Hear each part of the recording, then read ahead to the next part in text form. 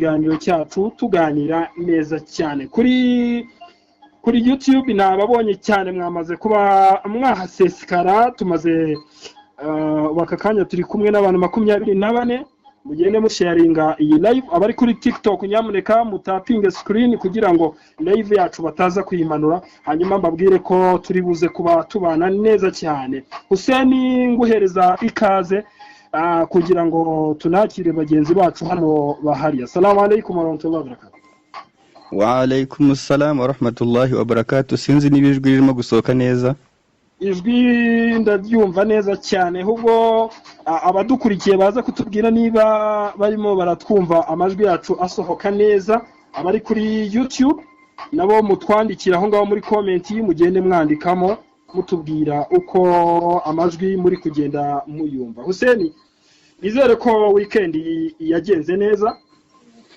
Alhamdulillahi rabbil alamin turashimira Allah subhanahu wa ta'ala kuba tugihagaza turi bazima cyane ko ari inema iruta izindi kuba tugihagaza tugihumeka tuvuga uyu mwuka turi gukoresha hari benshi babyifuje ariko ntibabigeraho rero twebwe turi muri babandi bagiriwe ayo mahirwe n'ubwo buntu no kwishimira Allah subhanahu wa ta'ala weekend urumva ko ihagaze neza cyane ko twebwe ntago burya weekend igidushegesha cyane kuko buri ijambo weekend rituruka ku magambo asobanura kunanirwa buriya muri weekend abantu benshi abananiwe ni week rero urumva twebwe rero tuba tumeze neza cyane ko buriya twe turi mu giso cyose kwa Ramadan aka kanya nago nabanacitse intege muri make rero ubwo Hussein arahari ukuri turakuganira ku ngingo nyinshi inshallah reka tubwire abantu ba tapping screen abantu bari kuri TikTok live mu tapping screen kugira ngo live yacu bataza kuyimanura hanyuma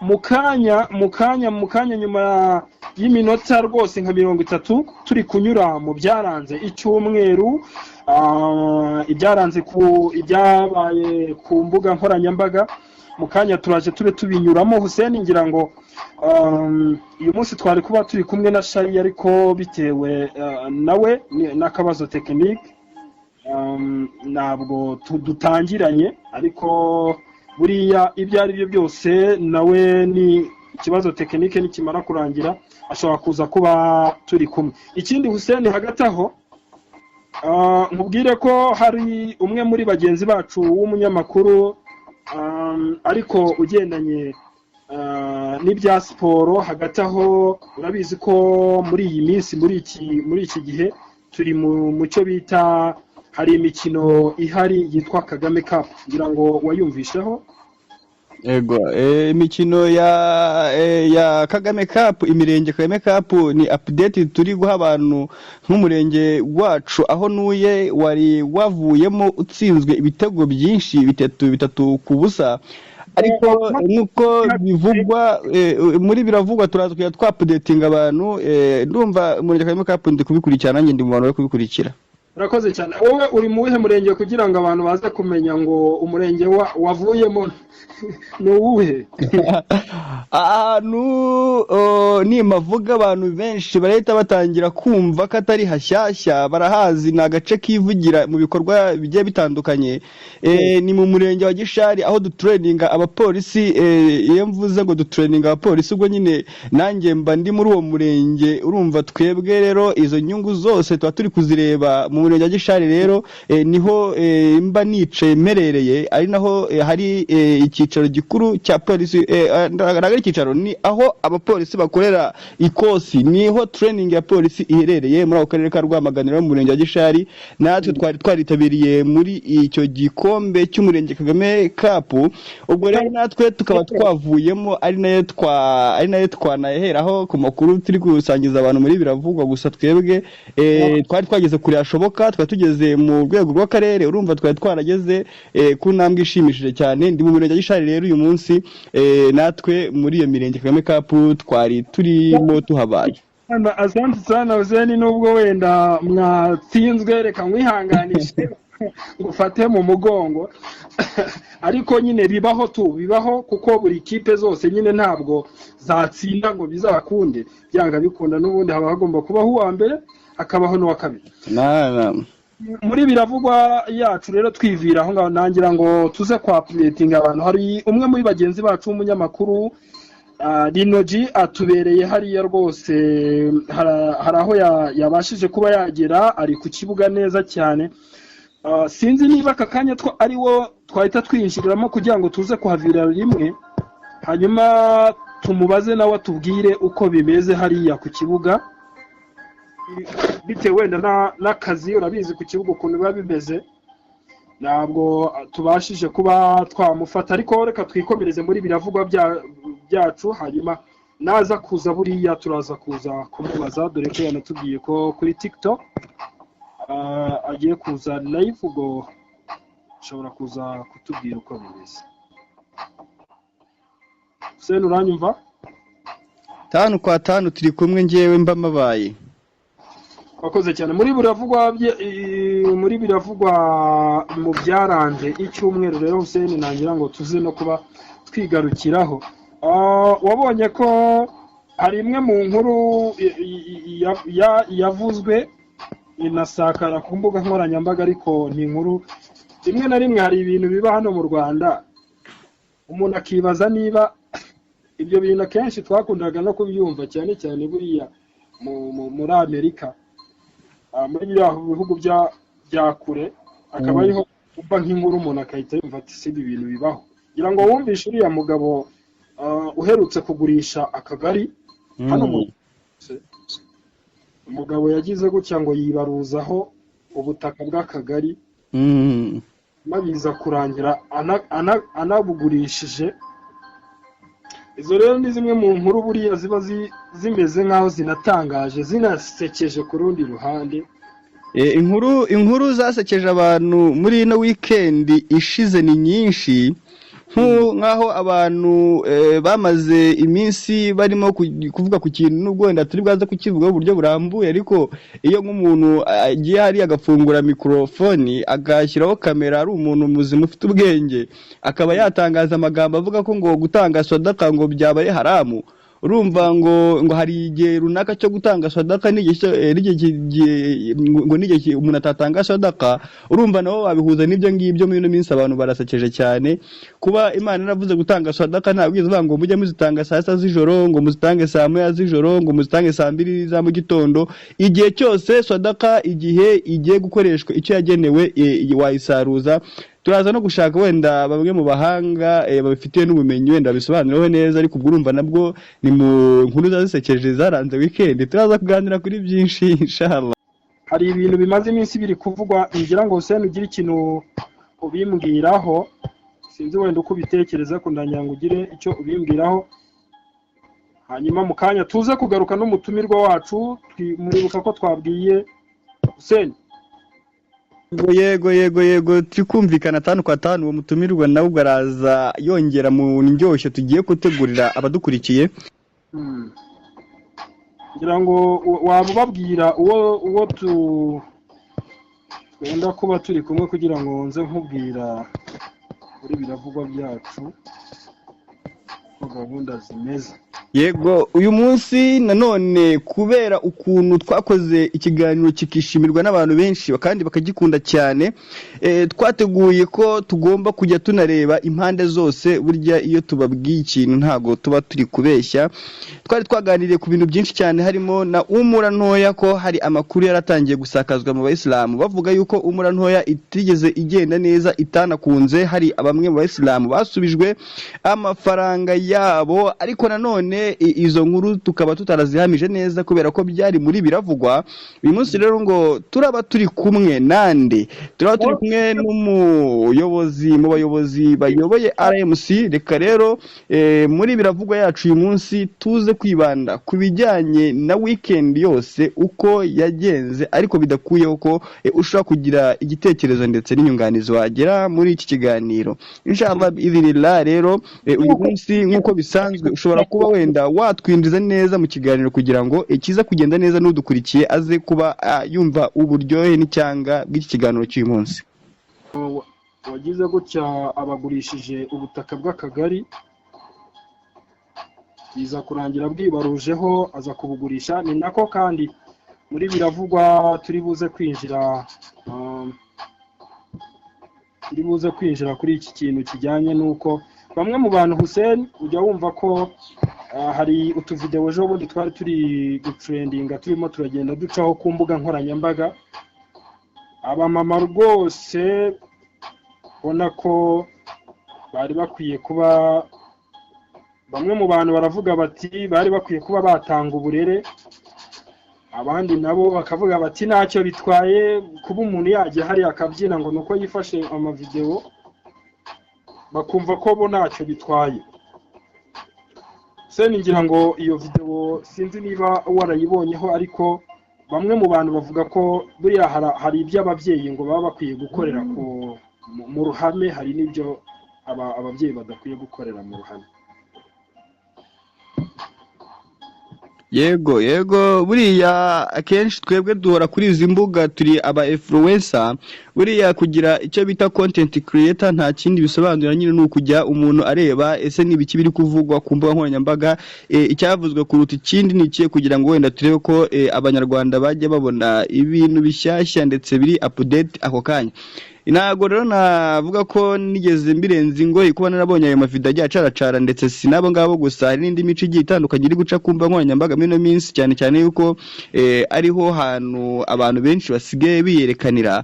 Gusa ku muntu w'umumama tukaba tubimenyereye ku bana aba genes, ariko uyu munsi niba byageze mu mama byatangiye gukabya cyane. Ntabwo bikwiye kuba umubyeyi ari mama wawe cyangwa se ari mama, ntabwo bishobora kuba rwose byashimisha umuntu uwo ari we wese kubona mama we ari kubyina ku mbuga nkoranyambaga azunguza ibuno n'ibindi byinshi cyane. Rero uyu munsi niba biri kugaragara noneho ku bamama banakuze bakabaye baduha ubwo burere, ni ibintu nyine bidakwiye muri rubanda, kandi nyine nibikomeza kurebwa gutya nta kintu bikorwaho, biraza kurangira sosiyete nyarwanda ipfuye, kandi umuco wacu uraturanga. Ibi rero byanga bikunda hari ijisho rindi ribireba kurenza twebwe abanyamakuru. Rero ubwo urumva izo ni update abantu bagenda babona, inshallah turagenda tubigaruka. Hari n'ikintu abantu bakubwira, bakubwira bati dusigaye buri muntu afite uburenganzira bwe, buri muntu muri iki gihe afite uburenganzira bwe. Kuba ngewe najya hariya ngo nuko ndi umubyeyi nkajya kuzunguza amabono cyangwa nkajya ku cyo bita abandi, bamwe mu bantu bo biravugwa, bamwe mu bantu barakubwira bati ntago bikwiye nk'umubyeyi, ese ngo ni ubuhe burere abahereza umwana. Ariko undi umuntu nawe akakubwira ati ariko dufite uburenganzira bwacu, buri muntu wese aba agomba kubahiriza uburenganzira bwe. Yego, ariko buriya nanone hari ikintu twita umuco, iyo tugiye kureba uburenganzira bwa muntu ku isi yose, ariko nanone ntabwo tujya tureba ngo ibyo ngibyo ese bivugwa ryari, igihe hari igihugu runaka cyemera umuco wacyo. Igihugu cy'u Rwanda rero nk'uko tugenda tubigaragarizwa n'abayobozi, haba n'ukuriye icyo gihugu cyangwa se umuyobozi w'icyo gihugu His Excellence, nawe agaragaza indangagaciro za kinyarwanda ko umunyarwanda akwiye kwitwara. Ubwo rero iyo umuntu arengeje cyangwa se akarenza urugero ku bijyanye n'ibyo umuco nyarwanda utegeka, uwo nguwo hari ijisho rimureba. Ari nayo mpamvu rero ntabwo twebwe mu Rwanda byakabaye bimeze gutyo, ahubwo twagakwiye kuba rwose tugendera mu ndangagaciro z'igihugu cyacu, apana kugendera ngo umuntu afite ubwisanzure n'uburenganzira bwe. None se huse kubyina ntabwo biri mu muco nyarwanda, ku buryo uriya wabyinye ari buze kuba yaciye nk'amabere? Kubyina umuco nyarwanda wemera, ndetse n'ibindi byinshi twagiye tubona. Wenda kubyina hari uburyo bikorwamo wenda mu muco nyarwanda, icyo umuco wemera ni ukubyina mu buryo buri naturere, kuba umuntu yabyina yerekana ubwiza nyaburanga bw'igihugu cye ndetse n'ubwiza nyaburanga bw'imiterere y'imbyino, ari kubyina ariko bitarengeje urugero. Rero kuba umuntu yakwifata akajya kwambara uko ashaka akabyina agaragaza ibice bye by'umubiri abizunguza, kandi idarapo ry'u Rwanda. Burya iyo umuntu yafunguye urubuga akitwa izina rya kinyarwanda, twere uyu munsi niba umuntu wenda yitwa Mukamana cyangwa se akitwa Bizimana akitwa nde, ni amazina ya kinyarwanda. Nufungura TikTok ukita izina rimwe mu mazina y'amanyarwanda, wafashe idarapo ry'igihugu cy'u Rwanda urimo kukigaragaza. Buriya iyo dufashe amavideo tugashyira kuri TikTok n'ahandi, tuba turi kugaragaza igihugu cyacu. Iyo twaprodinze turi mu Rwanda, email zacu nizo zigenda. Uyu munsi rero iyo umuntu abikoze gutya abagaragaje isura y'u Rwanda, isura y'u Rwanda yo kwigaragaza hari uburyo bitwemerera kuba umuntu yabyina ariko akabyina mu muco nyarwanda. Iyo warengejeho aho ngaho hari igihe uba watangiye kwataka umuco ndagakondo y'igihugu cyawe. Iyo bigenze gutyo rero none birebwaho cyane. Rero ntabwo njye navuga ko uyu munsi kuba umugore yakwifata akazunguza amabuno yambaye uko ashaka agashyira kuri TikTok birimo kuba byakorera igihugu cyacu ngo birimo kugisebya, ari nayo mpamvu rero umuco wacu uraturanga. Uyu munsi niba ibyo ngibyo byarabaye cyangwa se tukaba twarabibonye byarabaye, twabonye ko ari ibintu bigayitse kandi n'uwabikoze nawe akwiye kuba ari gusubira muri amashusho akabona yuko hari icyo gukosora kirimo. Urakoze cyane Huze, reka nanone tugaruke kuri ibi byaranze muri iki cyumweru hanyuma turebe. Ntabwo ngira ngo tumukomozeho cyangwa se tumuvuge, ariko ibyo ari byo byose abantu bagiye hari icyo bari buze kuyita bamenya. Ni inkuru n'ubundi yaciye no ku gihe igaragaza ko hari igihe cyageze abantu, umugore n'umugabo biba ngombwa yuko bagira gutya bagakora ibidakwiye ndetse n'ibiteye isoni bikajya ku karubanda.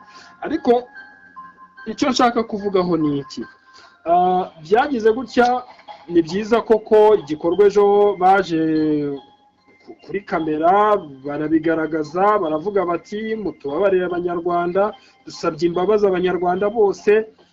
Ni byiza gusaba imbabazi, ariko Hussein icyo mvuga ni iki, ese birakwiye ko abantu tugiye kujya dukora ibikorwa bidutera isoni hanyuma tukiyumvisha ngo nituramuka tubonye ngo dusebye ngo nibwo tuzaza gusaba imbabazi?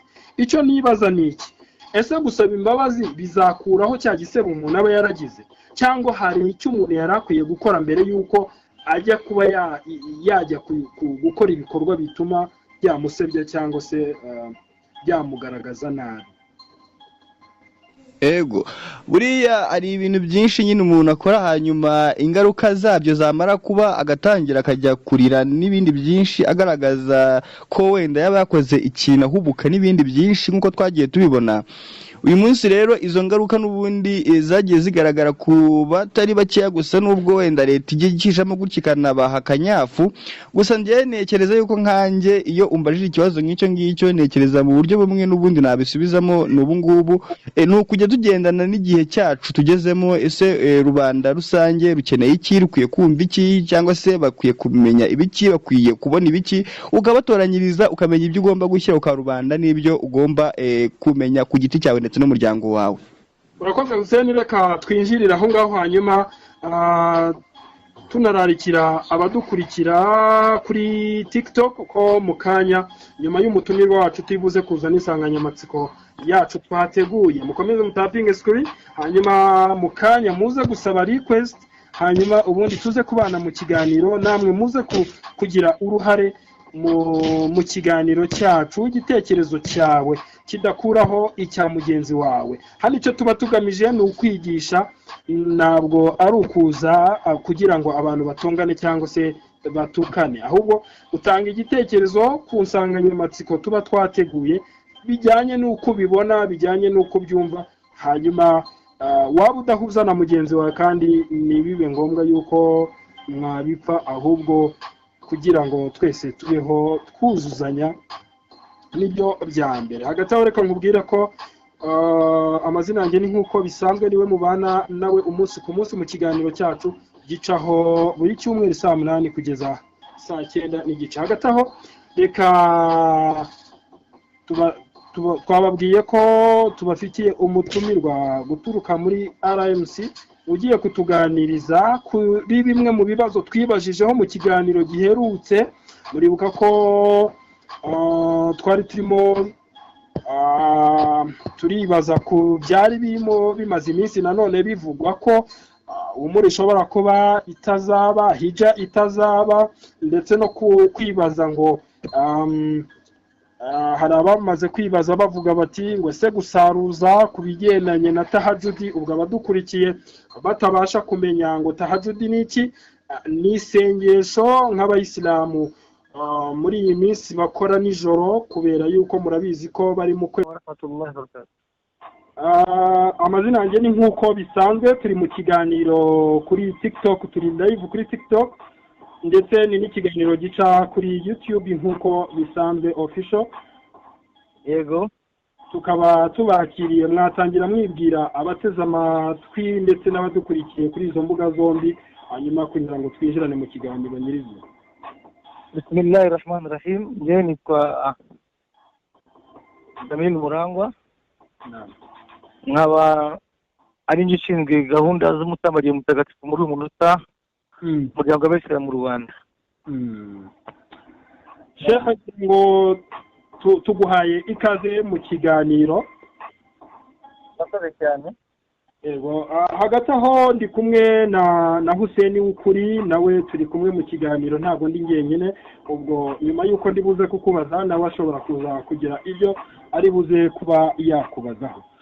Sheikh, mu kiganiro cyacu, ni ikiganiro cyitwa Biravugwa, gicaho buri cyumweru saa 8 zuzuye kugeza saa 9 n'igice. Yego. Aho tuza tuganira ku biba byararanze muri iki cyumweru, ariko by'umwihariko wowe tuguhamagariye ku bijyanye n'ibyavuzwe muri iki cyumweru ku bijyanye n'umuryango w'Abayisilamu mu Rwanda RMC.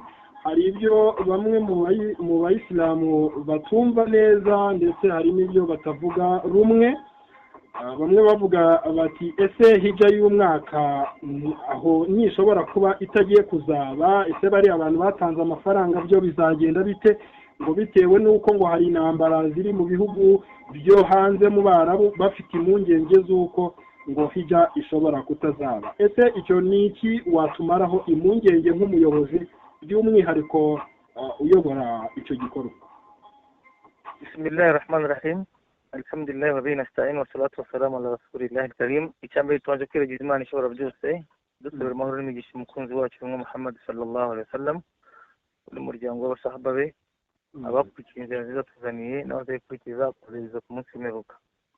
Nagira ngo mare abafite izo mpungenge z'uko hijja idahari, kuko ikibuga cy'indege cya Jeddah kirakora. Jeddah indege ziragenda, kandi ngira ngo izafunzwe n'inzira ziva Kigali, zazindi zica Qatar na Dubai, ariko twebwe umuryango w'Abayisilamu mu Rwanda umaze imyaka irenga kuri 3 icyo kibazo twaragikemuye. Dufite indege ituvana Kigali direct kugera Jeddah, indi ikatuvana Madina ikatugeza Kigali amasaha 3. N'ubu ngubu hari indege ziri kujya Jeddah, ibyo ni ibisanzwe rwose. Gahunda n'imyiteguro irakomeje, tugiye gutanga viza mu cyumweru gitaha. Imana idufasha ku wa 4 cyangwa ku wa 5 viza ziba zisohotse. Umva rero imyiteguro twebwe tugeze kure. Indege ikibuga cya Jeddah ntabwo gifunzwe, indege ziragenda, indege ya Egypt Air, indege zose zishobora kujya Jeddah direct. Nk'ubu Ethiopia ijya Jeddah, Egypt ijya Jeddah, hari indi bita Flynas iri hano i Uganda, Kampala zijya Jeddah. Indege zose zishobora kujya ziragenda. Rero twebwe nta kibazo dufite, imyiteguro tugeze kure. Kandi icyo kibazo cyo guca za Dubai ni umuryango wacu bifashijwemo n'ubuyobozi bwacu bwiza bw'igihugu barabidukemuriye. Imana ikomeze barinde kandi babungabunge, nta kibazo dufite rwose. Sheikh, ngira ngo tutarajya ku mwihariko w'iyi hijja y'uyu mwaka wa 2026, nangira ngo utubwire, ese kwiyandikisha byararangiye, biracyakomeza, bimeze bite? Kwiyandikisha byasojwe ejo ku wa 5. Ku wa 5 ariko dufite imyanya igera kuri 3. Habonetse umuntu ufite gahunda, afite na pasiporo we, utwamufasha. Habonetse umuntu ufite pasiporo ashobora kwishyura ku kanya, nawe yahabwa viza nk'abandi. Ariko nta kibazo dufite. Ndagira ngo mare abantu impungenge bafite za hijja, bazi ko indege zitari kugwa Jeddah rwose zigerayo. Icyo kintu rwose bakibagirwe yuko ubushobozi bw'Imana, Imana izadufasha kandi tuzi ubuzima tugira amahoro inshallah. Sheikh, ngira ngo hijja ya 2025 twarayibonye uko yatangiye mu buryo nabwo butavugwaga neza, ariko kandi twaje kubibona, twebwe twabikurikiranye cyane, twaje kubona ko ari hijja yagenze neza, ndetse n'abakoze uwo mutambagiro mutagatifu, yaba abo mwajyanye aho bari hariya mu gihugu cya Saudiya, twageragezaga no kumenya amakuru yabo. banagenda batuganiriza banatubwira ko bimeze neza cyane. Hanyuma turangira ngo utwereke muri uyu mwaka noneho ni uwuhe mwihariko ko uwa 2025 twarabubonye byagenze neza, hanyuma noneho 2026 ho ni uwuhe mwihariko wundi uhari? kugira ngo mbwire abantu yuko intego y'umuryango w'Abisilamu mu Rwanda RMC atari gusubira inyuma ku bushobozi bw'Imana no kujya imbere. No kuvuga ngo ibyabaye 2025 insha Allah Taala 2026 harimo akarusho, hari kwigira imbere gato mu macumbi n'izindi serivisi, hari ibyo bagiye basaba kongera iminsi bavuye Mina bakaruhuka gato. Ibyo byose hari icyo umuryango w'Abisilamu mu Rwanda wabikozeho bitewe n'ubusabe basabye abahaji bakoze umutabara mutagatifu umwaka ushize. Rero ndumva n'abamara impungenge y'uko gahunda ziri kugenda neza, ariko ubushobozi bw'Imana insha Allah bizagenda neza. Mukoze cyane. Turi kumwe na Hussein ukuri, nawe hari ikibazo kimaze iminsi ku mbuga nkoranyambaga yifuzaga kukubaza ku bintu bijyanye no muri tahajjud. Hussein ukuri, ngira ngo uratwumva? Yes, turi kumvikana ku mirongo yose duhuriraho nk'uko bisanzwe official Useni ukuri.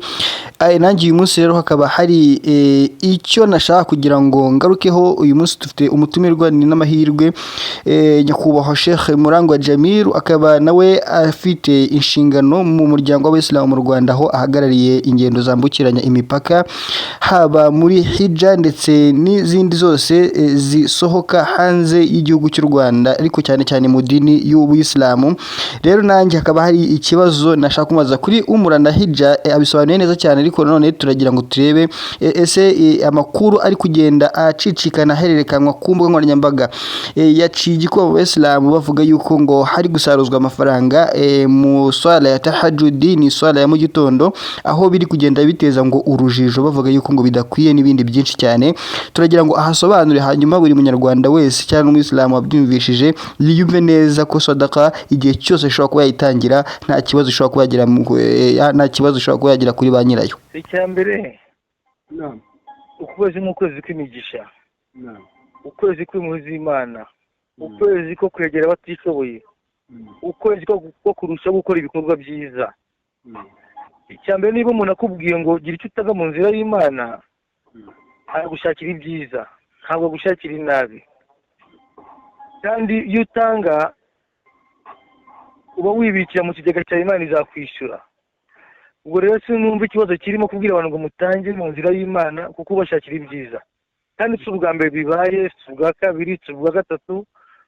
Urumva sinzi ikibazo cyane kiri, ahubwo keretse mu gihe cyo gusenga cyangwa cyo gusari qiyamul layl tahajjudi ubabwira ngo batange ntibasare. Ariko ubundi muri iki kwezi muvandimwe, umuntu ugushakira ibyiza no kugira ngo tanga mu nzira y'Imana, kuko abagushakira ibyiza ufasha abakene, ufasha abatishoboye, ukore nukugira neza. Utabikoze muri ukwezi uzabikora ryari? Je numva nta cyaha kirimo, ahubwo keretse niba bakubwiye bati tanga gusa nusare. Nanone wenda hari udukosa umuntu ashaka gukora, umwanya ukaba munini cyane no gukangurira abantu mu gutanga. Umwanya wo gutanga ugomba kuba mutoya kuruta uwo gusenga, ugomba kuba muto cyane. Uwo gusenga ukaba ari munini cyane. Aho ngaho nagakantu kwenda gato, ariko ubundi muvandimwe umuntu nakubwira ati dore umuntu arashonje mufashe, dore hano hari igikorwa cyiza cyo kubaka ingoro y'Imana, hari igikorwa cyiza cyo gukora byo gutanga sadaka, wallahi ntabwo gushakira ibintu bibi, gushakira ibyiza. Ahubwo ikibazo keretse byaterwa nuko bikoze, wenda akabikora nawe agafata umwanya wari ukwiye gukoramo amasengesho, akaba ari we abihinduranyamo gutya. Ariko muri ku kwezi n'ukwezi kw'imigisha, biba mu minsi 10 ya nyuma, abantu bakangura abantu ibikorwa byiza, bakabwira gutanga sadaka, turi kubaka umusigiti w'ahantu runaka, bakubwira ngo mwubake uwo musigiti. Barumva nta kosa kimwe rwose, nta cyaha kirimo muvandi. Kereka wowe niba ubona ari cyaha kirimo, ni ubuhe buryo bukorwamo wenda kugira ngo tubwire ngo ntabwo basari baje gusara tahajjud, ariko umuntu ukubwiye ngo ukora neza koko. Allah tugati la khayra fi kathiri min najwahum illa man amara bi sadaqatin aw ma'rufin aw islahin bayna an-nas. Kuna muntu ukora ibyiza mu bantu kurusha umuntu ukangurira abantu illa man amara bisadaqa, ubwiriza abantu gutanga akagomba gutanga, illa man amara bisadaqatin aw ma'rufin, cyangwa se agakangurira abantu ibikorwa byiza, aw islahin bayna an-nas, cyangwa se kunga abantu, kugushyira abantu hamwe. Ubwo rero sinzi abantu, hari abantu hano niyo wababwira ati dore umusigiti cyangwa dore ku gikorwa cyiza kivuzwe na kanaka, kivuzwe n'ubuyobozi bwacu, niyo yaba ari inzira ijya mu ijuru, hari abantu bavuga ati bana ubwo ari umuryango ubivuze cyangwa se hari abayobozi babivuze, bahita bashakira impamvu yo gusenya kugira ngo bagaragaze yuko babirwanyije. Hari abantu bameze gutyo, ariko abahise bamaze kumenya ukuri, bagomba guhitamo ibyiza. Niba bagukangurira ibyiza, tanga, nutabishobora uvuga ati nta bushobozi mfite, ariko barakubwira gukora ibyiza. Waba ufite inzozi zo kugura ikibanza, kugura inzu ndetse n'imitungo itimukanwa yose, gana Ukuririyo Estate Agent. Turagufasha kukurangira aho wagura ikibanza cyiza kandi ku giciro cyiza. Amazu y'ubwoko bwose, dukorera mu karere ka Rwamagana, mu mirenge yose. Waba ufite icyifuzo cyangwa igitekerezo, twandikire kuri iyo nimero iri muri screen zawe. Icyitonderwa, waba uri mu Rwanda cyangwa se uri Rwotamasimbi, aho hose turagufasha. Tuguhuza n'ugura ndetse tukabahuza n'ugurisha. Ibi byose tubikora ku giciro gitoya. Tubaha ubwisanzure mu kumvikana ku giciro cy'icyo kibanza cyangwa se cy'uwo mutungo utimukanwa. Icyo mwumvikanyeho natwe tukaba aricyo tugenderaho. Ibi byose tubikora dukoresheje ukuri ndetse n'ubunyangamugayo, ubunyamwuga. Ukuririyo Estate Agent, turahari ku bwanyu. Ngaho ni mudutume tubatumikire. Niba ufite ikibanza, inzu ugurisha, twandikire none aha ngaha. Ntugire impungenge aho waba uri hose, twabitekerejeho.